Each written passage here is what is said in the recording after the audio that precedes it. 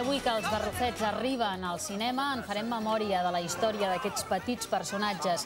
Han barrufat els còmics, a la televisió i ara en una nova aventura a Nova York. Els espectadors hauran de triar entre veure-la en 3D o en català. De seguida ho expliquem. Fins ara.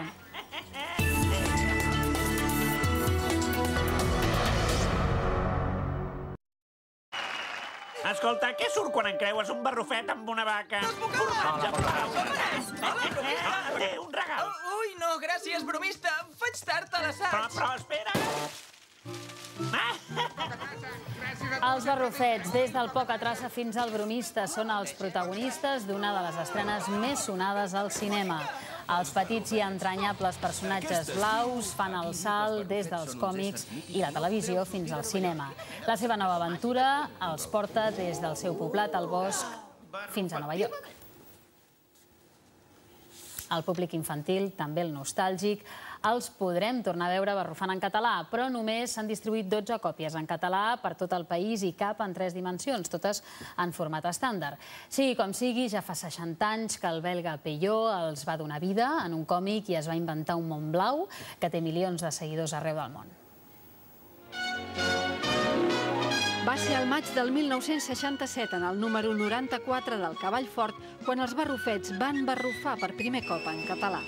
Ho feien com a personatges secundaris en una aventura de Jan i Trencapins, la flauta dels 6 forats. Eren blaus i tenien cua.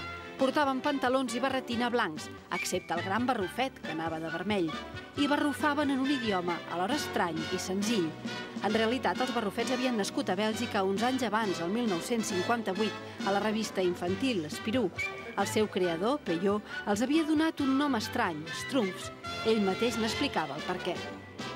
En Franquet se'm va ocórrer el nom Schtroumpf demanant-li que em passés la sal.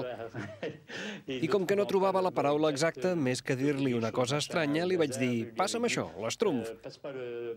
I contesta, té, aquí tens l'Schtroumpf. Gràcies per haver-m'ho estrumfat. Quan acabi te'l restrumfaré. I aquella paraula ens va fer molta gràcia. A Catalunya, el traductor Albert Gené els va anomenar barrufets, un sinònim de follets. I més tard, en castellà, es van convertir en pitufos, una paraula inspirada en el nom de Patufet.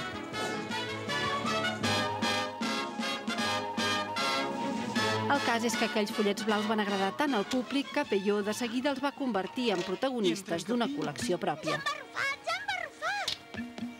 Ho hem de barrufar, el gran barrufet! I als anys 70 se'n va fer la primera pel·lícula. Però la fama mundial va venir quan el 1981 els estudis de Hanna-Barbera en van fer una sèrie de dibuixos animats per televisió. Viuen contents els barrufets. Peyo va morir el 1992, però el seu equip ha continuat dibuixant àlbums, gairebé 30 fins ara, i episodis de televisió, més de 400. La barrufamania és un fenomen d'abast mundial.